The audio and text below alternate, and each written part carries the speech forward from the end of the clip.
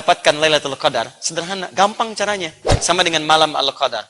Inna anzalnahu fi wa ma adraka ma Lailatul Qadri khairum min tanazzalul. Di saat malam Al-Qadar itu bukan satu dua malaikat. Malaikat pada turun memenuhi bumi.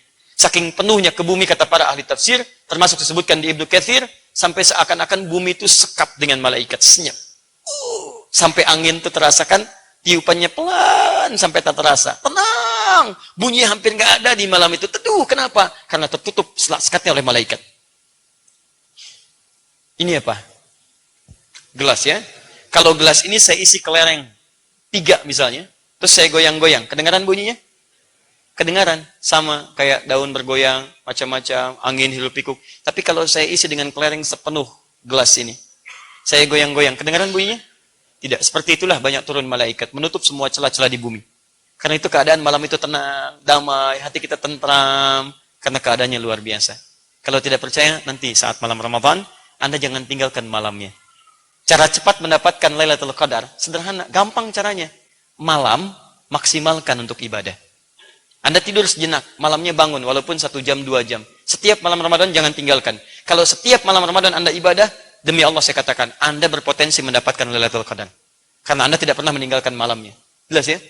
Gampang, jangan tanyakan lagi. Ustaz, bagaimana cara cepat mendapatkan Lailatul Qadar? Malam ibadah. Setiap malam Ramadan. Walaupun 1 jam, 2 jam. Ambil jeda malam, ibadah di situ. Setelah itu, istirahat lagi, istirahat lagi. Insya Allah, Anda akan dapatkan bagiannya. Jelas ya? 1, para malaikat turun menyertainya. Masya Allah. Apa yang kemudian terjadi ketika malaikat diturunkan oleh Allah khusus untuk menjaganya? Orang-orang yang dekat dengan Allah, meneguhkan dirinya. Ingat, dekat ini bukan sekedar dia merasa dekat, tidak. Tapi ada indikatornya. Orang yang dekat dengan Allah, maka hukum-hukum Allah akan dia jaga dalam kehidupan. Karena dia dekat, dia malu sama Allah. Ya maaf, Anda dekat dengan teman Anda. Bukankah di hadapan teman Anda akan bersikap baik? Kelihatan teman Anda akan baik. Kedengaran teman Anda tidak akan membicarakan yang buruk di hadapannya. Maka orang yang dekat dengan Allah, dia akan merasa Allah menyertainya. Allah melihat dia. Allah mendengar kata-katanya. Maka mustahil ada orang dekat dengan Allah, dia bisa bicara yang tidak baik. Karena malu kalau kedengaran oleh Allah. Anda kemana aja, kapan Allah tidak mendengar Anda? Anda kemana aja, kapan Allah tidak melihat Anda? Maka orang yang dekat dengan Allah, maka hukum Allah akan dia jaga dalam kehidupannya. Malaikat turun menjaganya, Allah. Kan baik-baik? Takhafu. Dia tidak akan pernah merasa khawatir. Masya Allah. Gak takut dia. Kalau dekat dengan Allah. Anda dekat dengan pimpinan, Anda tenang di pekerjaan. Dekat dengan pihak keamanan, Anda tenang dalam kehidupan. Dekat dengan sipulan-sipulan, merasa terjamin. Orang dekat dengan Allah, apa yang mau ditakutin? Setan aja takut sama Allah. Anda bisa bayangkan. Wala tahzanu, tidak sedih. Lawan tidak sedih adalah bahagia. Baik, lihat. Wa abshiru bil jannati allati kuntum tu'adun. Dijanjikan surga. Orang dekat dengan Allah, dia istiqamah, diturunkan malaikat, menjaga dirinya, diturunkan 3 kelebihan ini. Ketika malaikat turun, ada 3 jaminan. Dia tidak khawatir, fala khaufun, alla takhafu. Dia tidak sedih, dia bahagia. Sedih artinya gembira, bahagia. Wala tahzanu, dari kata hazan. Lihat. Wa abshiru bil jannati allati kuntum tu'adun. Jannah, diberikan kabar gembira surga, masih umum. Sekarang perhatikan. Buka Quran surah kedua ayat 38. Sekarang kita akan kaitkan 3 hal ini dengan Al-Quran. Orang dekat dengan Allah saja melalui perangkat yang umum diberikan 3 hal ini. Sekarang kita akan sandingkan dengan Al-Quran. Buka Quran surah kedua ayat 38. Masih ingat kalimat saya di awal waktu ketika menerangkan keutamaan Al-Quran? Nabi Adam diperintahkan turun ke bumi, bersamaan dengan turunnya diberikan pedoman kehidupan. Masih ingat?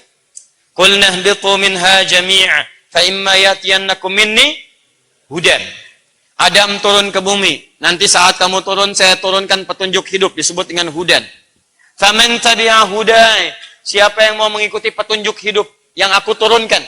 Saat dia di bumi, lihat ujungnya. Fala khaufun alaihim walahum. Orang yang dekat dengan hidayah Allah Subhanahu wa taala, mengikuti petunjuk kehidupan, maka fala khaufun alaihim, bagi diri mereka, walahum yahzanun, dan dijaga langsung oleh Allah, untuk tidak pernah mendapati kesedihan dalam kehidupannya. Ada musibah, tenang. Ada kebahagiaan, nggak berlebihan. Tenang hidupnya. Luar biasa. Ini. Yang ini, alla takhafu wa la tahzanu. Dijamin tidak akan bersedih. Tapi jaminan ini melekat ketika malaikat menyertai. Yang ini tidak. Anda lakukan pedoman dalam kehidupan, ikuti petunjuk Allah, maka la khaufun. Kekhawatiran disingkap dari hidup Anda, walahum yahzanun. Kesedihan ditepikan dalam kehidupan Anda. Paham? Adam turun, datang membawa hudan. Adam meninggal, Nabi lain dipilih, datang membawa hudan. Singkatnya, umat terakhir Nabi Muhammad dipilih, sallallahu alaihi wasallam, datang membawa hudan. Apa hudannya? Quran surah kedua ayat 185. Paling kiri pertengahan. Karena Nabi ini Nabi istimewa, Nabi terakhir, orangnya istimewa, sifatnya istimewa, diturunkan di waktu yang paling istimewa. Di antara sekian bulan, yang istimewa bulan Ramadan. Di antara sekian hari, yang istimewa hari Jumat. Di antara sekian malam, malam Jumat yang paling istimewa. Maka petunjuk terakhir ini turunnya di malam istimewa, di hari yang istimewa, dan di bulan yang istimewa. Bulan Ramadan, di hari Jumat. Syahrul Ramadan alladzi unzila fihi al-Quran. Di bulan Ramadan diturunkan Al-Quran. Apa fungsi Al-Quran? Teruskan ayatnya. Hudan. Hudan linnas. Maka korelasi ayat ini dengan bacaan kita, kalau Anda mau menghafal Quran, mengikuti pedoman di Quran, bukan sekedar hafal biasa. Ingat tadi pembahasan kita dimula. Anda hafal Quran dengan niat menjadikan Quran sebagai pedoman kehidupan. Untuk zikir mendekat kepada Allah, dekat dengan Allah. Orang dekat biasa saja, dia berpeluang mendapatkan ini dekat biasa. Apalagi ketika dia mendekat lewat hudan dari Allah subhanahu wa ta'ala. Di niat menghafal Qurannya untuk dekat dengan Allah subhanahu wa ta'ala. Niat menghafal Qurannya untuk menjadikan Quran sebagai pedoman dalam kehidupan. Maka ketika itu datang dan hadir dalam diri Anda, jaminan langsung turun. Anda mendapatkan kedua-duanya. Yang ini plus yang ini. Yang ini Anda dapatkan, fala khaufun 'alaihim wa la hum yahzanun. Kapan? Ketika Anda jadikan Quran sebagai pedoman. Yang ini Anda dapatkan ketika Anda istiqomah dalam menghafalkannya.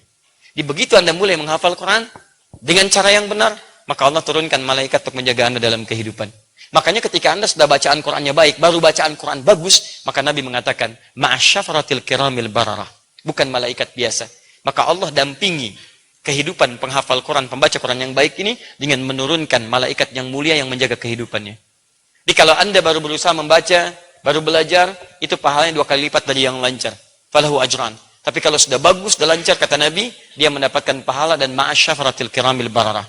Diiringi setiap kehidupannya dengan malaikat terbaik yang mulia yang menjaga kehadiran dirinya.